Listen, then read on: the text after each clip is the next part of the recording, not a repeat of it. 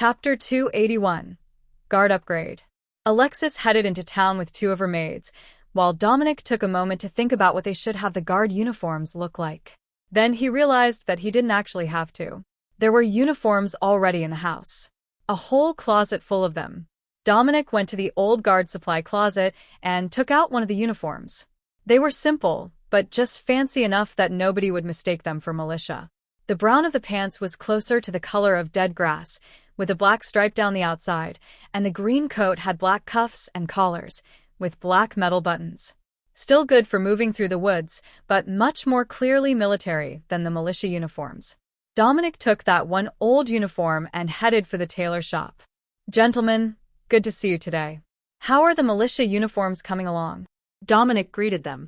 "Nearly finished. But you've got to look like you're going to make us start all over." The tailor replied. "Quite the opposite. We have received word of threats to the area, so we are forming a proper town guard, and they will need fancier uniforms. I would like you to duplicate these." Dominic explained.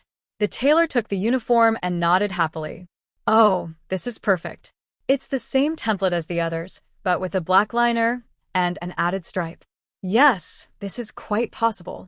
The other tailor inspected the uniform and then gestured to the badge. "Did you want to copy the badge as well? We made up sew-on patches for the militia, using the duchy logo, but this one still has the Wavemates Royal logo in the bottom quadrant." Dominic sighed. "The new one. I completely forgot that these were from the Earl's Guard, and not the Town Guard. They otherwise looked the same." "That is understandable. Though I do wonder why the Earl chose to do it that way." The tailor pondered. Dominic didn't actually know the answer to that. It was practical, but the earldom was not just related to the royal family, it housed a royal concubine. Logically, they were entitled to full royal heraldry. But they had chosen a simple design suitable for hunting in the woods. "Can I ask what caused the change in plans?" the tailor asked. Dominic frowned. "We received some new information. There might be Dago's forces still hiding in the region. They might not be coming toward us, and they might just be hiding from Signia's army, but it's better to be safe than to find out the hard way." The tailor nodded. "I understand. We will get the uniforms done as quickly as possible. I saw that there are some new arrivals around town today. Are those prisoner outfits they have on?" "They are. They're acolytes of a mage tower that supported the wrong candidate for King of Bethersia. They've got a magical prisoner contract, life term. I purchased it from the Merchants Guild today, and they will soon be working for the duchy. If you want to send them our way, I have suitable mage robes for them. They're one of the items that we had in stock and haven't sold yet. None of the locals really wear them outside of formal situations, and we don't have a lot of those. But they're plain enough for prisoners and they'll match, so you can identify them. Do you think they'll be a threat?" The tailor replied. Dominic chuckled. "They are from the Purity sect. They're cursed not to be able to attack others unprovoked. Of course, that also means that nobody can attack them without facing backlash, but nobody should be attacking my mages anyhow." The tailor sighed. "And still no cute widows." Dominic chuckled. "One day, you will find just the right one. They're out there, we just need to find a way to attract them here. Once we've built a reputation as a wealthy city, I'm sure that they'll flock to your shop and its promise of beautiful dresses. We can only dream, my lord. Give us one day, and we will have guard uniforms ready. How many of them do you need? We will mass-produce them even if it takes all night." Dominic mentally counted, then sighed. "Probably 20 of them. I don't know if that's even possible in one night." The tailor nodded. "It will be. We will just put off all the other orders for a day. The others will understand that your order takes priority, especially when it's for the guards. Don't forget to send the mages over, though." Dominic paid the tailors for the uniforms in advance, and then went to find the new mages. They were helping to stake out the floor plan for the new apartment buildings along an extension of the main road. "Gentlemen mages, how is the work coming?" Dominic greeted them. "Very well, my lord.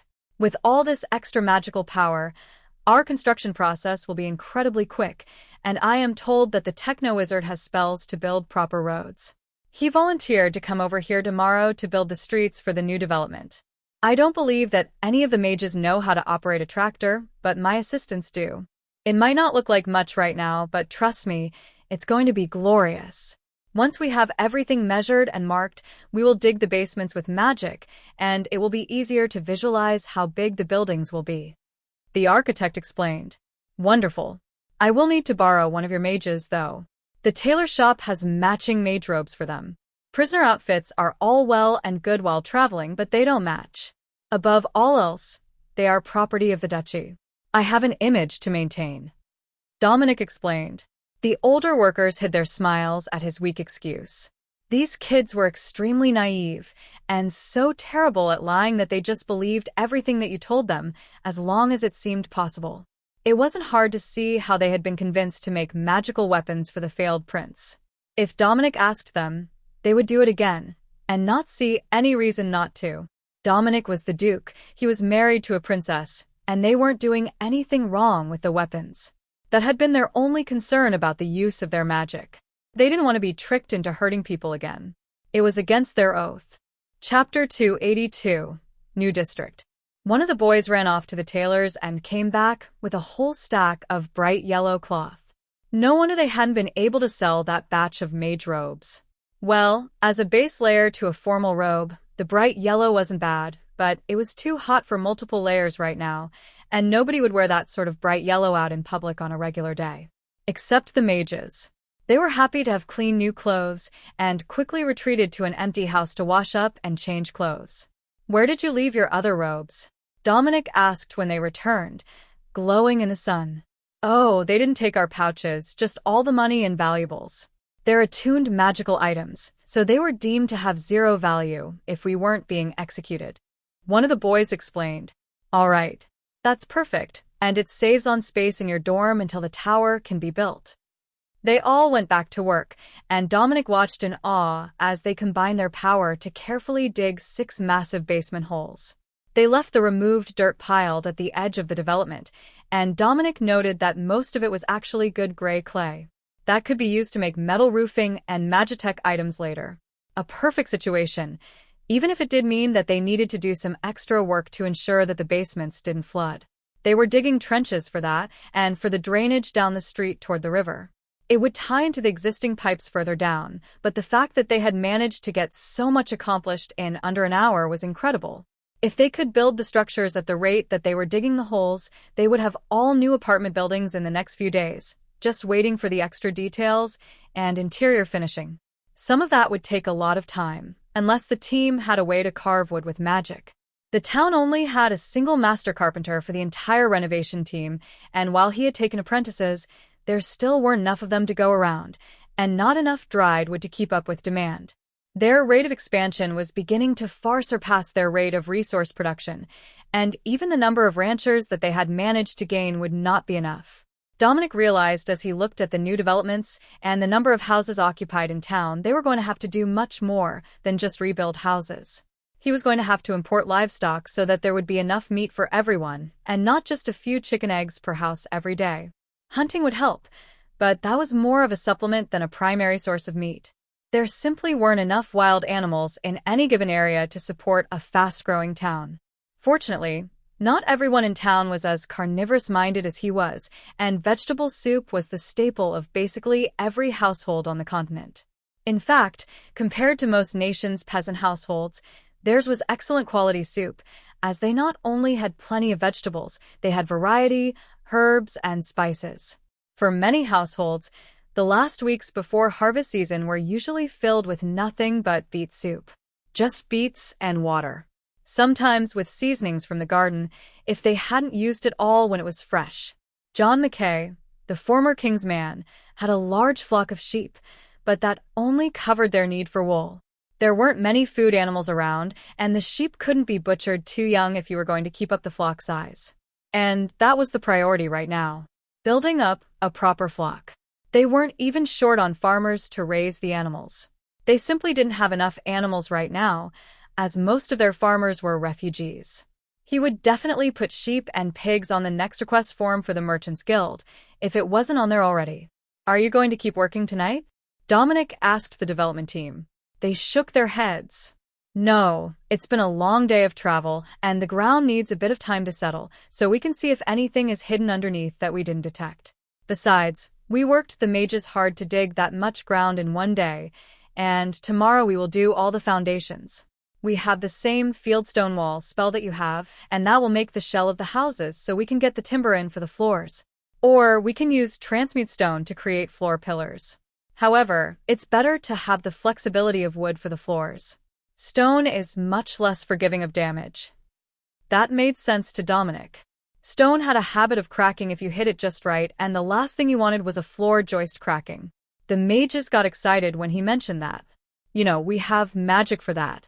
I mean, we're not witches, but if someone cuts down the trees, we can shape them into posts and planks and dry them suitably for use. It only takes a few minutes and we know levitation to move them into place. We're really rather well suited to construction work of all sorts. Dominic chuckled. Not many mages would volunteer for heavy manual labor. They tended to view themselves as above such things, but the Purity sect was going all in on their status as prisoners.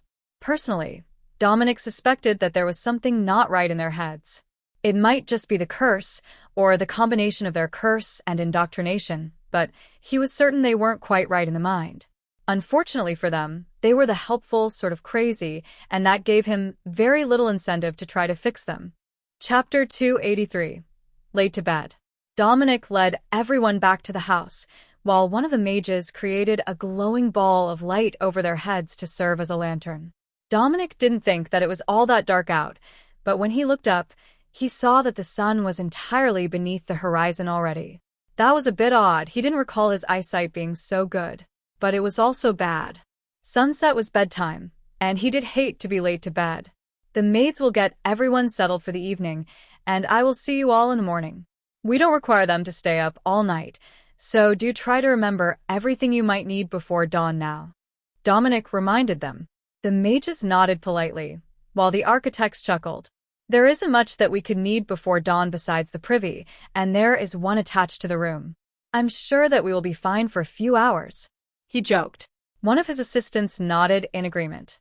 If there is still running water, that would be great as well. Old Sunni here tends to trap dirt in that forest he calls chest hair. Dominic laughed, then gestured to the end of the hall. The visitor rooms don't all have showers. It's at the end of the hall, and it's Magitech, so there is hot running water. I have no doubt that you'll manage to figure out how to operate it quickly enough. He explained.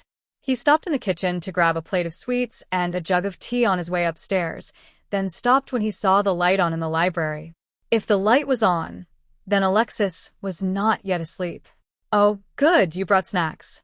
I believe that I understand why people get frustrated with the Purity sect mages. She greeted Dominic as he entered. That bad. She sighed. Worse. They take everything literally, but they're always trying to be helpful, which means they're always underfoot. Making them housemaids is going to take some time, but Beth thinks they'll be good kitchen helpers. They are. Turning out to be excellent bodyguards, though.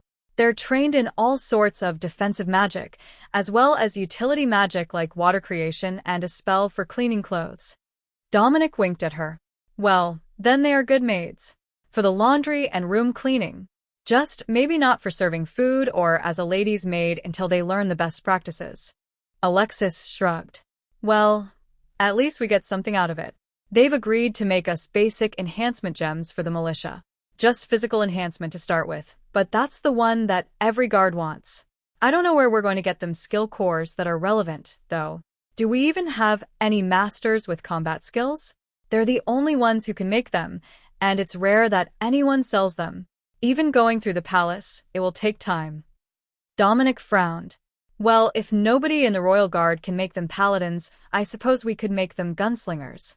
The sheriff is a master equivalent. We might have someone with a high enough level as a warrior as well. Likely one of the generals can do it. Alexis nodded and made a note of it. Talk to them in the morning. If they can make proper cores for our guardsmen, we can make it worth their time. I believe that one of them is going to be doing the training, is he not?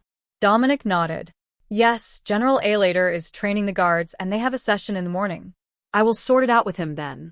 The new team will be working on the apartment blocks tomorrow as well, so I need to talk to the techno-wizards. I've got plans for the factory, and I will get them to build the prototypes for use in the apartments, since we don't have any spare parts. Alexis leaned back in her seat with a smile. We really might make a decent duchy of this place yet, but I'm not sure if that's going to be an improvement. Yes, we're incredibly busy here, but being away from the pressures of palace life has been such a pleasure that I'm not in any hurry to be back in the political power games with a powerful Magitech duchy behind me. Dominic winked at her. I would suggest that we limit production, but if we did, I'm sure that one of your brothers would be here in less than a season to see what it would take to get us to expand the factory. Alexis chuckled. My second brother is bound to show up here either way. You know how he is about new magical knowledge. As soon as he finds out that we're making Magitech that can be mass-produced, he will rush right over. But you're sure that the designs can be mass-produced, right? Dominic made a non-committal gesture. Yes and no. We can have all of the parts mass-produced, but we need skilled workers for all the finishing details or the items aren't going to work. Some of the sorcerers, the demi-humans that is, can do it the same way that I do and just will it to work with magic. But that's not going to be a viable production method for most of the population. So we will need to train a number of skilled techno-wizard apprentices. But I've already got plans for that. The guild will bring us an engineer who can train apprentices. They don't even need the skill core, just enough training and magical aptitude will let them work the factory. Job training is nothing new for a career-type job, and that's what this is. If they stay at the factory, we can get them skill cores as a retention bonus. It's not massively physically demanding, so they should be able to work it into their later years, when their children will take care of them. Well, hopefully.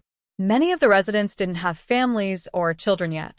Unless that imbalance sorted itself out naturally, they might have to teach the workers about retirement planning, which wasn't really a thing in most of the world.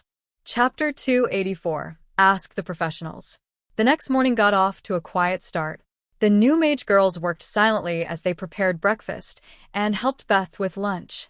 The chef appeared to be quite pleased with this arrangement, as she had managed to get her morning workload down to just baking the day's bread, while the girls did the rest of the prep work. The boys left with the architects right after eating, and that left Dominic to go talk to the techno-wizards while Alexis waited for her maids to finish their morning tasks so she could start their combat training session. Lord Dominic, what brings you by so early? The techno-wizards asked from their porch swings as he approached. They were sitting in the cool morning air, sipping coffee. Dominic could see the crumbs of breakfast pastries from the bakery beside them both, and he tried not to laugh. They had fully embraced the bachelor life and didn't even cook breakfast anymore.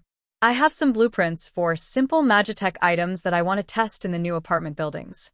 The shelves will be up in the next few days, and then we will need basic amenities. He explained. Oh, what did you plan for them?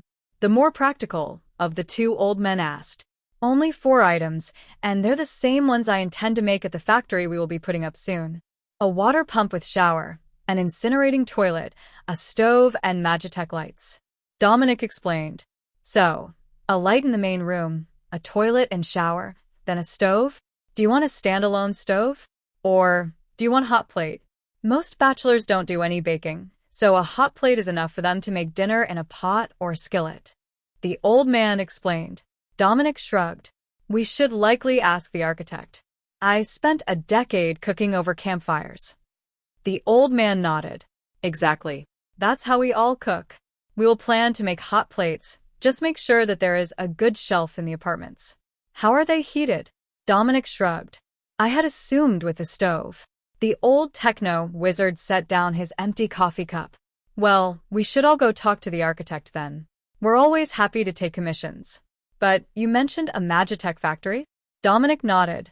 We're looking for a Magitech engineer willing to train skilled workers, but the idea is to make simple Magitech lights for export. The pair smirked. The simplest of the simple, that any idiot with a bit of training can do? Exactly. How many houses still rely on oil lamps and candles? As I recall, it should be most of them outside this area. If we can get them cheap lamps, we can build a solid income for the duchy and then expand into more products. Clay to copper and some mage-grown quartz, and you just need to teach them the basics of how a Magitech circuit works. I think that it can work, but the houses are more immediately important. The techno-wizard joked. They went as a group to see the progress, then waited as they watched a dozen boys and 3 skilled workers erect the stone walls of an entire apartment block at once. When they stopped to take a break, Dominic led the others over to verify the blueprints. We had a few questions. These fine gentlemen will be making the essential Magitech for the apartments. But we didn't know how you plan to heat them or the design. Dominic explained. Oh, welcome. I plan to heat them the traditional way. There is a stone dividing wall between each row, and there is a combined chimney and fireplace set in each wall. The techno wizards nodded. That's fine. We can make Magitech inserts for all of them. The question was more about the kitchen facility. The architects turned to each other with embarrassed looks. We might have forgotten that everyone here can use some level of magic, so we built them as traditional apartments with a stone hearth and pot hangers. The techno wizard smirked. That's even easier. Not a fancy kitchen, but it means we can skip the hot plates and just give them a Magitech fireplace to cook at. How is ventilation? Windows at both ends. If the bedroom door is open, it should be all right. The dry season in Westover could get quite warm, and that led most to not want to cook inside if they could avoid it. But apartment residents could not. Magitech fireplaces would save them from needing to have the fire going for hours, though. The reduction of lingering heat would make life much more tolerable. How many units are in the complex? The techno wizard asked. 15 per building, 6 buildings.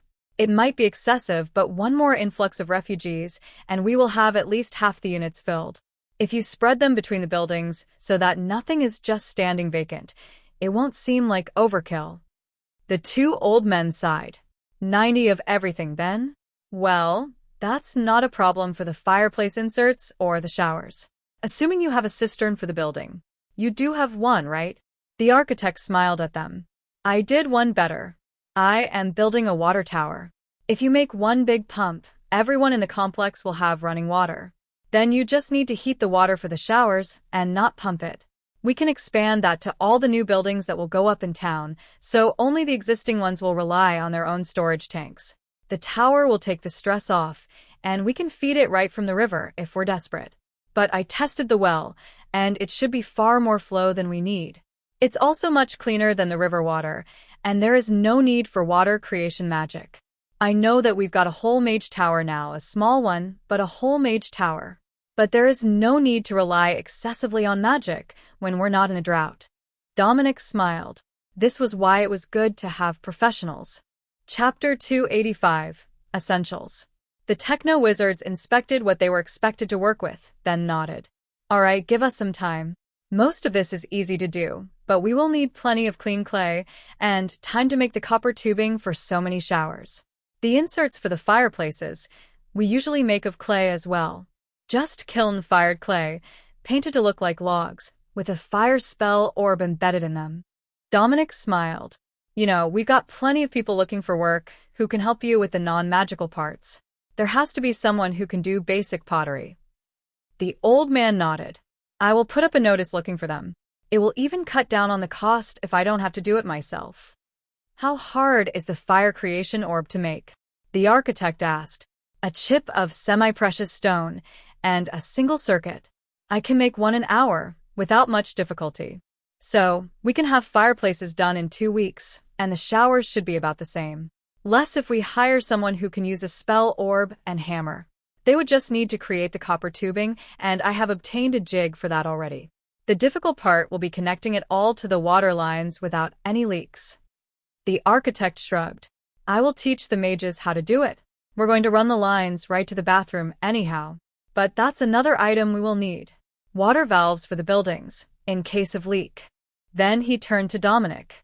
This might take a bit, but we will get it all worked out if you have other things to do, my lord. Dominic nodded. Good point. I need to check in on the guards' training, and then get to work on making them some more weapons. That's something that I can't pass off to anyone else. I will catch up with you later this week, but you can ask me if you have any troubles. Also, we have a steam fitter. They can make you any valves you might need, and they might already have some in stock. No need to double up on capacity that we already have. They likely even have the ability to make the tubing. Let everyone get a slice of the pie. Yes, my lord. We will get as many shops as needed involved. Even the woodcutters will happily start felling trees for us. They've been living on a thin margin, with so few needing firewood. Dominic waved them farewell, and headed for the training grounds, where the militia and the men chosen for the standing guard were practicing their sword work. They were all obviously professionals, having been trained by the army at some point in the past, and the sight immediately assured Dominic that the duchy wouldn't suffer too badly from wild monsters. His first stop was with General Heir, who was overseeing the troop training, with a few former captains doing the actual instruction. "General, how is the family?" Dominic greeted him. "As well as can be expected. Grateful for the extra income and the regular visits from the Merchants Guild. You couldn't ask for a better friend than them, and they've managed to find everything that I requested," he replied. The retired general's face wrinkled as he smiled, and he motioned toward the troops. "It might seem wrong to pick mostly town guard from Adago's occupied territory for our town guard, but they've proven loyal, and they'll be honest enough when it comes time for them to start working," he added. "Excellent news. I have fancier uniforms coming for them, similar to the militia uniforms, but distinct enough that everyone will know who they are. It's regrettable that I haven't been able to get them fully equipped yet, but I will have some time over the next week," Dominic explained. General Heir nodded. "That's fine. They'll be grateful for everything that they get. And that brings me to the most important point. How many of them have a skill core? They're going to need one to be proper guardsmen by Signia standards, but I know that Dago's was way behind on anything magical." The general frowned. "Only officers got one in the Dago's army. The captains and myself all have warrior cores, which are good for bonus physical conditioning, but that's about it. A few blade skills and combat styles will only get a man so far." Dominic winked at him. "You'd be surprised. But in your opinion, would it be better that you make them all warrior cores, or should I ask the sheriff to make gunslinger skill cores for them?" The general ran gnarled fingers through his thinning hair. "No, I think it's better that I make them all warriors. It will let them use pistols well enough, but most of the town guard's duty will be breaking up fights and such. If they're drawing pistols, things have already gotten well out of control." The general made a good point. Encouraging the guardsmen to shoot people was not a good way to run a town. "All right, I will let you do that. Ask whoever you need if there are others who can help. I honestly don't know how long it takes to make one," Dominic offered. The general chuckled. "It's not hard. Well, if you've got enough magic, that is. Even at my age, I won't suffer for it, but I'll ask the captains to help. They're both skilled enough." With that finished, Dominic headed to the forge to check in with Pops. He had seen the old man at breakfast, but they hadn't had time to talk. Besides, it was more comfortable to work in the forge, and he had pistols to make. Hopefully with decent quality metal, now that he'd gotten some levels into clay to steel. It wasn't going to be perfect. Pops had said that he'd likely need to be level 15 or higher before it was as good as tool steel or the usual gun steel. But Dominic was into level 12 now, and that might not embarrass him. Chapter 286. The Good Clay. Pops barely looked up as Dominic walked into the forge, and simply nodded toward the other side of the space. "The jigs for rifles and the clay mold for the pistols are already set up." "Thanks. I want to get the pistols for the full-time guards finished tonight, so that I can be sure that they're equipped for real threats. The others I'll get to over the next week," Dominic offered. Pops smiled. "It will be good to have my apprentice back in the forge. How is the married life treating you? Like I should have planned to make more time for it. It's going to be a long time before I can make it to that idle noble stereotype and lay about with my wife all day." Dominic replied with a dramatic sigh. Pop's laughter was nearly as loud as the ringing of his hammer as he replied. "Son, I hate to tell you, but that stereotype was only ever true of the worthless sorts. You've seen it yourself, what happens to an idle noble in the hard times. Hell, half the army was made up of them when they got conscripted." Dominic winked at him as he started wetting clay to fill the pistol forms. "Can't blame a fellow for wanting a bit more time for a honeymoon. Maybe I should take her over to the river for a picnic at the shore," he added. "Just far enough from any of the houses that nobody will bother you? You can try, but you'll have the witches out gathering herbs and John Mackay's sheep to contend with." Dominic chuckled as he pressed the first pistol, and then cast the clay to steel spell to make the first rough weapon blink. The The barrel still needed to be milled to get perfect rifling, and the rest needed to be cleaned up, but the quality was noticeably better than it had been before, and when Dominic took a hammer to the cylinder, it didn't deform. He still ran the honing rod through to make sure that there wasn't some small deformation, but it only confirmed what his eyes were telling him. This might not be as good as what Pops called tool steel, but it was certainly good enough to be called steel, and it would be durable enough for general use. The old dwarf came over to inspect the weapon with a critical eye, then sighed. Well, it's close. The impurities in it are still far too high, and it's a low-carbon alloy. But it will do well enough for the purpose. Once you enchant it, it should be properly durable. What sort of enchantment are you going to give it? He asked. I was going to give it a swiftness rune, then give it a dunk in some level 5 core imbued oil. A level 5 uncommon grade pistol of swiftness should be plenty for the town guards. Dominic suggested. Pops nodded. And that's not so expensive that it will encourage the bravest of bandits to try to ambush them to steal it. It would also be enough to take out goblins, hobgoblins, feral monster spores, and other common threats with a single well-placed shot. Dominic quickly pressed a dozen of the weapons, making the most of the perfect clay that Pops had provided. Remind me to have someone get more of that for you. It's nice, no inclusions or anything. Or, did you get it from the Merchants Guild? Dominic asked. Pops shook his head. No, it's from the pit upriver a distance. It looks like it was well worked in the past, and it's set up so that the spring floods deposit more clay and sediment every year. With 12 blanks to work, Dominic got to work shaping them and removing the casting imperfections so that they could be used with a conventional ammunition as well as strictly as magical weapons. Then, he carved the dwarven forge rune of swiftness into the first and poured mana into his oil bucket as the weapon heated. The pistol came out as the expected dull gunlu color, but with a slight silver shimmer to it from the enchantment. Uncommon grade, level 5 mana pistol of swiftness. Increases firing speed, reloads for 1 mana per shot. Dominic smiled happily as he tested the weight of the weapon with the hollow metal grips. Nearly perfect, but still a bit grip-heavy. But that would make them fairly stable to handle. One after another, Dominic finished the pistols for the full-time guardsmen and then carefully cut a jagged spearhead blank from clay. If he pressed a dozen of them into a clay mold, he could turn out spears in under a minute. He would just need to give them a quick sharpening and then hammer them onto a spear pole. However, once he had the mold made, he realized that they didn't actually have any spear handles. Pops shrugged. There is a tubing press over there. I made a couple of them for the architects and the techno-wizards. Just pick a good-sized die, and you can convert the clay to metal as it leaves the press. Fully metal spears? Now that was fancy. Perhaps he would get lucky, and they would look fancy when they were enchanted. It was the same spearheads that made brutality bonuses at the Royal Forge. The metal handles shouldn't make them any different in use. Creating tubing turned out to be much easier than Dominic had expected, though it was mana-intensive, constantly activating the spell as he worked the lever to push more clay through the opening.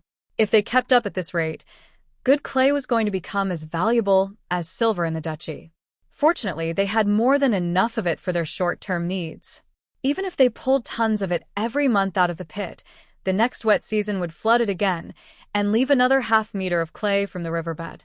Chapter 287. And then there were bees. At the end of the day, Dominic had a dozen pistols and 50 spears finished, all uncommon grade, all level 5. Just enough to get the militia going. He decided. Pops chuckled. Any militia on the continent would be envious of those weapons. Most of the regular army units as well. You know that the Royal Forge is cursing our names by now as they try to resupply all the units that we armed during our time there with equivalent equipment. Won't they just downgrade them? Dominic asked. Pops shook his head. When you turn in a damaged or worn-out weapon, you get an equivalent replacement. It's a military regulation to prevent favoritism. And, because I gave out so many uncommon grade spears, they've got to make more to replace them, or hammer new shafts onto the old spearheads so they can send them back out. Dominic realized. That's the usual way. The wood is sacrificial. As long as the spearhead is good, they can just keep recycling it in the damaged weapons department. But they get damaged, lost, or simply sharpened so many times they wear out. Pops agreed. I will bring these to tomorrow's training. It's a bit late to be going around handing out weapons. Are you coming back for dinner? Dominic asked. Pops nodded. I will be. You should swing by and check on the witches before you go home, though. They've been surprisingly quiet, and I'm worried they might think that we don't like them. Dominic frowned. Come to think of it, they did mention that they would have potions to trade, but they haven't been back into town since.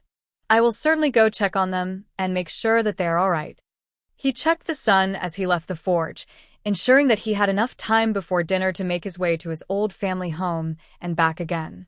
There should be plenty, but Dominic jogged the distance anyhow, letting memory guide him through the trees to the simple stone house. It looked abandoned, but Dominic could smell the magic as he approached, as well as the brewing potions. And then came the bees. Dominic raised an area barrier around himself and called out to the house. Would you mind calling off the bees? I have come to make sure you're doing well. After a few long seconds with the bees bouncing off his barrier, the attack stopped, but the bees remained in the area. Dominic lowered the barrier and walked to the front door, which opened itself for him. Sorry, my lord. We don't get many visitors. Betty, the only one of the witches who could pass as generally human, greeted him. That's understandable. I was more worried that something might have happened to you. Nobody has seen any of you in town, but we've had a number of caravans through. If you don't want to come in to make sales, I can deliver goods for you. Dominic replied. The witch shook her head. The coven has been focusing on medicine, you see. The leader thinks that there might be an outbreak of some sort during the wet season, so we've been stockpiling every remedy, plague treatment, and curse-breaking potion that we can find ingredients for. Dominic smiled indulgently. And the town will thank you for it when the time comes. I am absolutely certain of that. A few healers in town are enough for simple injuries, but even a good troll isn't enough to stop a plague outbreak. Have you gotten enough out of your gardens? I can bring over more supplies if you're short. Betty nodded happily. It's a very good garden. With our magic accelerating the process, we've managed to get a lot of food preservation done, and we've got a deer curing in the back shed. From downstairs, one of the witches cleared her throat, and Betty looked horrified. Oh no, I wasn't supposed to say that. Dominic patted the panicked witch on the shoulder. There is no law against hunting for subsistence insignia. You can take what game you find, as long as it's no more than enough for your own home. Anything that is sold must be farmed. Betty looked confused. Oh, I didn't know that. That is big. That's a big change. But if we don't have to hide that we hunt animals, does that mean we can trap and breed them? Dominic shrugged. I don't see why not. We used to keep rabbits and chickens. Now, there probably aren't many wild chickens in the area. But there are plenty of rabbits if you can lure them into a cage. Rabbits also multiplied at an astounding rate. You just had to ignore how fluffy and delectable, and Dominic realized that his claws and his fangs had both grown, and the look on Betty's face said that the change hadn't gone unnoticed. Sorry, something in here is triggering my instincts. When you mentioned rabbits, I suddenly got hungry. But dinner is waiting at the manor. You're welcome to come ask for anything that you need. I just wanted to make sure that you weren't afraid to ask. He explained. The swamp hag came upstairs with a bottle in her hands. An offering for you, my lord. It's from our first batch on the land, but it turned out better than expected. The bottle was fired clay, with a wood and beeswax seal, so Dominic couldn't tell what it actually was, but he suspected that it was wine. The old witch stared at him for a moment as he took the bottle and placed it in his storage item, then snapped her fingers. I know what the problem is. We've been making fever medicine and it's got dragonberries in it. The fumes must have triggered your instincts, she explained. That explains it. That smell is difficult to resist, and I was already hungry when I came over. Dominic laughed. The old witch giggled in a grating tone that sounded like rotted trees in the wind. Here, then have this to tide you over until you get home. Dragonberry butter tarts are one of our favorites. They make the others a bit sleepy, but that's perfect for a bedtime snack. You are a great woman. Thank you. Now, I should rush off home before the wife starts to miss me. Dominic thanked her, before taking a large bite of the small pie. With the sweet berry taste in his mouth, Dominic's fangs finally retracted, and he waved farewell to the witches, who were clearly busy with their work and just getting started for the night. Chapter 288. Armed Hunters. Back at the manor, Dominic found that General Alater had joined them for dinner. The Royal Guard were asking him questions about the plans for the Town Guard force, and when they should be trained well enough to start doing patrols in the wilderness around the village. The Royal Guard were primarily concerned that there might be monsters sneaking up on them, and that would be a threat to farmers and livestock.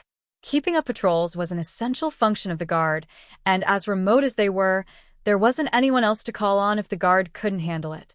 So, they needed all the training and equipment that they could get. Is all well with the witches? You took a while getting back. Alexis asked. All good. They're working on a stockpile before they start making anything to sell.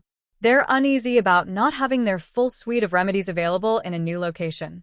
But they're not getting a hard time from anyone that I can tell. I did have to inform them of a few differences to what they were used to, but nothing major. They didn't know that they were allowed to keep rabbits and chickens. Carl explained. Alexis shrugged. That's an understandable reaction. A lot of nobles put restrictions on the commoners. But I don't see that working here. The more self-sufficient that everyone is, the better. Speaking of which, how did your day go? I got a dozen pistols made for the town guard and plenty of spears. It should be enough for the guard and the militia. All are uncommon magical items. I will pass them to the general after dinner, so he can distribute them during training. Once that's done, I will start on rifles for the huntsmen. That will at least get us a good start on the defense of the duchy. After that, the basic preparations should be ready, and we can focus on ensuring there is enough housing for new arrivals. Dominic explained. Productive. I thought that you might have run into trouble. Alexis replied, glancing at his claws. Nothing that dinner can't fix. Dominic agreed, with a sly wink. Nobody at the table missed the fact that they had long since stopped talking about the actual topic at hand. At this point, it was simply veiled flirting, and if it wasn't for the promise of lemon meringue pie to finish the meal, the newlyweds would surely already be up in their room already. And that was exactly where they went the moment that dinner ended. Lying in bed as the sun came up the next morning, Alexis sighed. I really should get up and take the maids out for a training exercise. They're coming along well with their combat skills, but without practical skills, they're no better than raw recruits. Who knows how they will act under pressure? Do you want me to come with you? Dominic asked as he rolled over to face her. I think that you should. How long will it take you to make the rifles for the huntsmen? Dominic shrugged. There's only 5 of them that are proper huntsmen at the moment. I have that many spares in my storage cube. They're a bit worn, as they're patched rifles from the Natural Sons Regiment, but they'll do. Alexis smiled. I think that they might actually appreciate that more than making them new ones. For a common soldier to get a used weapon from one of his noble officers is an honor, as they know that the weapon was intended to be the best they could get. Even if it's a bit worn, and the edge isn't as great as it once was, a noble's sword often becomes a family heirloom. The same will be true of the rifles. The huntsmen won't put thousands of rounds a month through them like the regiment did, so even if they're just repaired units, they should last for many years with proper maintenance. In that case, I will hand them out this morning after breakfast. If you give the staff a bit to finish their chores, I will join you on an outing to go look for monsters. Dominic agreed. That should give him plenty of time. The maids would do what they needed to, and then everything else could wait while they were out for the day. It might be a bit of a hardship for Beth, the cook, but Dominic suspected that she might enjoy a day with one less meal to prepare. Besides, she still had Liz, the scullery maid, with her. The first stop that Dominic made when he left the manor was not at the house of a huntsman, but the sheep farm of John Mackay, the king's man. John, I will be accompanying the princess, her royal guards, and the maids on a training mission today. Julio is at the manor if any visitors arrive, and I will be stopping to pass rifles to the huntsmen before we go. I know that they prefer the bow for work, but these are good Magitech rifles, the repaired replacements from a noble regiment. Dominic explained when he found the former assassin out in the field with his flock. I don't suppose that you have a spare, do you? I can use a bow well enough, but the rifle will scare off predators far better. Dominic chuckled and handed him one of the repaired Magitech rifles. I've got a bag of shot for you as well. I didn't have any spare munitions creation orbs, though. John shrugged. That's fine. I have one for making lead shot. It should do well enough for the rifle if it works how it looks. Dominic nodded. It does. Lever action to load and shape the shot, side lever to charge the Heir, and a bit of mana for the Magitech circuits to make it effective. John looked over the rifle, then loaded shot from the bag Dominic offered him. Mighty fine weapon. It looks like it saw more than its fair share of combat. That it did. These are the ones that were deemed too damaged to continue using. I swapped parts to make as many useful ones as I could. There will be more coming eventually, but I've got enough for the huntsman today. John smiled. All right then. I will keep an eye on things while you're out. If you get in trouble, just send up a flare, and the general will have the boys rallied within 15 minutes, guaranteed. Chapter 289. Well-loved gear. Word spread fast through the region, and by the time that Dominic was at the second huntsman's house, the third was already out on his porch with a cup of hot coffee, waiting for his arrival. This is for you. Not a new piece, well worn in battle by the Natural Sons Regiment, but I've patched it up as good as new, if you don't mind the appearance. Dominic explained as he handed over the rifle and the bag of shot. Now this is a true work of art, my lord. But is that not your personal maker's mark on the receiver? The huntsman asked. Dominic nodded. I was a gunsmith working for the Royal Forge when these were commissioned. I made each and every rifle that the regiment fielded during the war, and repaired most of them as well. If anything goes wrong with it, bring it to me. Nobody in the world knows the design better. The huntsman was a lean man, toned from a lifetime of stalking prey through the woods, with a face weathered almost to the texture of old leather. But at that moment, he looked like a young boy again, receiving his first bow to begin his training. I will treasure this all my life, my lord. Tell me, how many rounds can it take before rebuilding so that I don't wear out the action before it is needed in an emergency? Dominic shrugged. If it were new, I would say 10,000, but this rifle has seen many more rounds than that with a single rebuild, so I doubt that normal use by a hunter will wear it out in a lifetime. The huntsman chuckled at the thought. 10,000 rounds would take more than a lifetime to fire and 3 lifetimes to find enough targets to fire at. You've got a point, but I should get to the other houses. I've got territory to check today. Dominic informed him. Good luck. I'll be at the river for the day. The wife wants fish, so I've got to try my luck. Dominic headed for the last 2 huntsmen and gave them a quick rundown on how the rifle worked, along with a bag of ammunition. A few hundred rounds wasn't much for a soldier, but for a hunter it was plenty. By the time that he finished, Alexis and the others were in the process of getting their armor on for the expedition. They were treating it as a proper monster hunting expedition as well as training for the veiled maids who had weapons, but not armor. It wouldn't be practical for their daily lives, except for possibly a light chain vest. So, they were being trained to fight without it. In theory, that would build confidence that many soldiers lacked while out of uniform. Like them, Dominic was unarmored. He had plenty, but he was more comfortable actually fighting without it. You should at least make an attempt to protect yourself. Wilkes joked when he saw Dominic in mage robes, waiting for them to leave. Dominic shrugged and took out his chest plate with pauldrons attached. It was created in the cogwork plate design, and the magical circuits would latch the 2 halves together when he put it on, without need for assistance. The problem was that it was also very shiny. The leader of the Royal Guard chuckled. I see the issue now, my lord. Well, we can dull the armor if we need to, but we're not sneaking up on anything today. If we find the target that we're after, it will come, no matter how well disguised we are. Dominic added his weapon belt, with his saber on one hip and a revolver on the other. There. Now I look appropriately armored, he decided, before pulling on a pair of soft leather gloves. So, you fight like a gunslinger? One of the mages asked. Dominic shook his head. No, I fight like a mage. I excel with the arcane blast spell, but I can also use fireballs to great effect. However, I also have mobile artillery. Though, if that comes out, the situation has already gotten much spicier than we are expecting. Alexis smiled at the mage. While we walk, you should ask him to tell you all about the time that he charged and killed an archmage with a kitchen knife. In the middle of a battlefield. Don't let the baby face fool you. Lord Dominic is a fearsome warrior.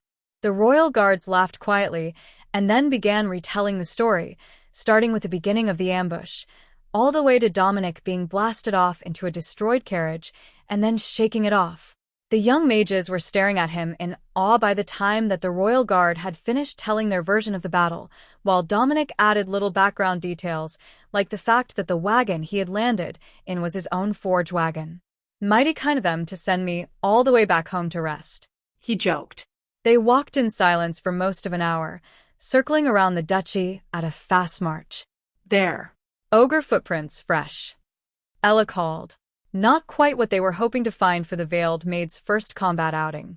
But it would have to do. They weren't going to just let ogres roam the area. There are human bootprints with them, and what looks like hobgoblins. Wilkes added. So, they'd found another of the Dago's ambush groups. Strategy? Dominic asked.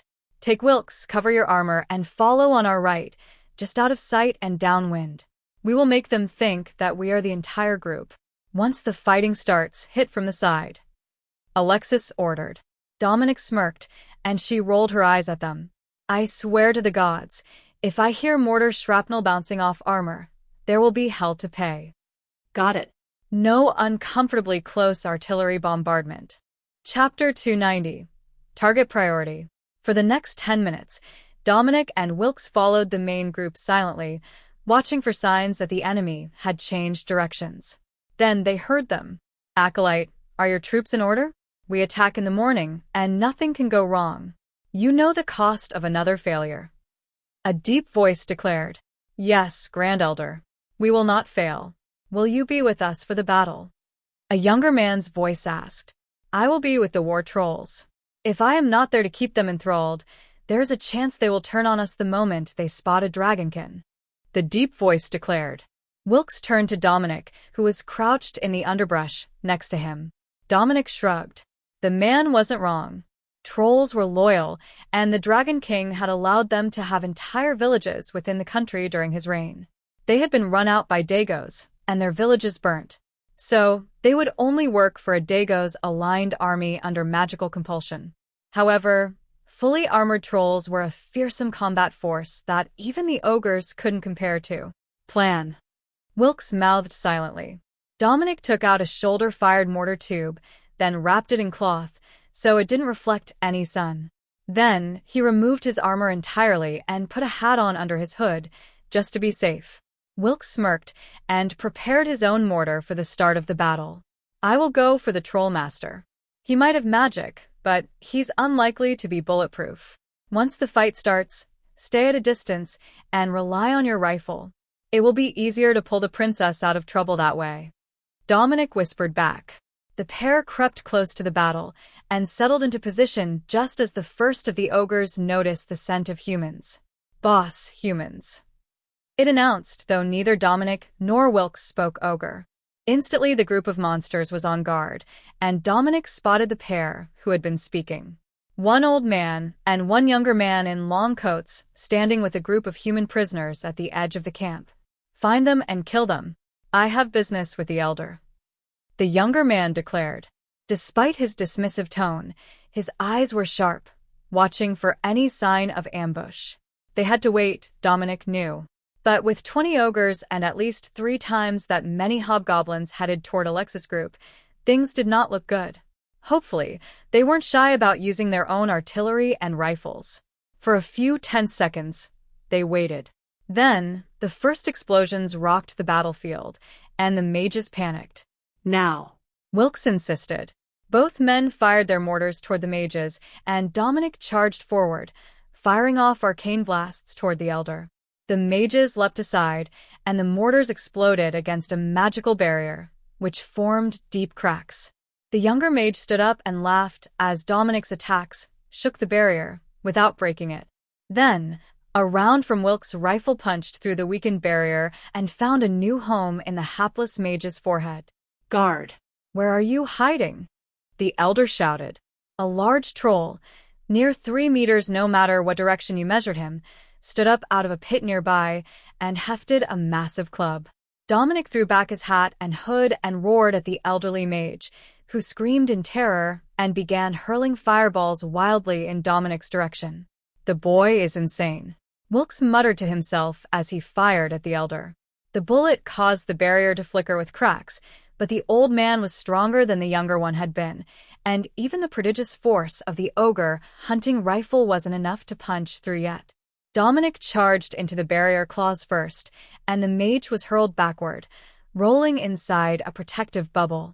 That was a neat trick, Wilkes thought. Most would try to stay in place, but the elder had let his barrier assist his retreat as he prepared another spell. But now Dominic was firing his pistol, and the barrier was collapsing. The mage stood up with an evil grin as his incantation finished with a grand flourish. Then the massive club of a war troll smashed down on his head, turning his body to pulp. Dominic laughed, and the troll chuckled, a deep rumble of joy. Then, the massive monster simply walked away. 50 meters to the north, the battle was in full swing. The explosions had stopped, and the gunfire was now that of pistols, accompanied by the ringing of blades. Wilkes fired into the back of an ogre's head as Dominic changed directions to join the fight. Out of the corner of his eye, Wilkes saw a black-robed figure moving. He spun to fire, but found that it was Sheriff Nate, and further behind him was Billy Bob, properly Baron William now. Wilkes whistled to get the Baron's attention, then used hand signals to let the former soldier know that the trolls should not be enemies now that the mage controlling them was dead. The Baron nodded, but they continued to track the troll, in case there was another threat in the area. They had been out hunting together today, and had come when they heard gunfire. His manor was a few kilometers from here, but the trees often hid game, so they had gone for a longer walk today, hoping to find a larger deer. Wilkes turned his attention back to the main battle, and saw that Dominic had reached the back line of the monsters. The dragonkin was smiling as he fired off arcane blasts in between every pistol shot. Only when he needed to reload did the rhythm break. Wilkes moved, as the battle had brought the enemy directly between him and the princess force. Not safe to shoot anymore. Alexis shouted orders as the veiled maids moved into defensive formation, holding off the hobgoblins as the princess fired her pistol into the crowd. The advantage of firearms had dropped most of the enemies before they had reached sword range. But it was their first actual battle, and the maids were too nervous to fight properly. The Royal Guard was using defensive magic to block attacks for them so the girls could fight. But it would take much more than just one fight before they could be called capable bodyguards for the princess. The Royal Guards trained for a decade before they ever received an assignment. The girls had 1 week of training in how to use a sword. But now they also understood the nature of the assignment.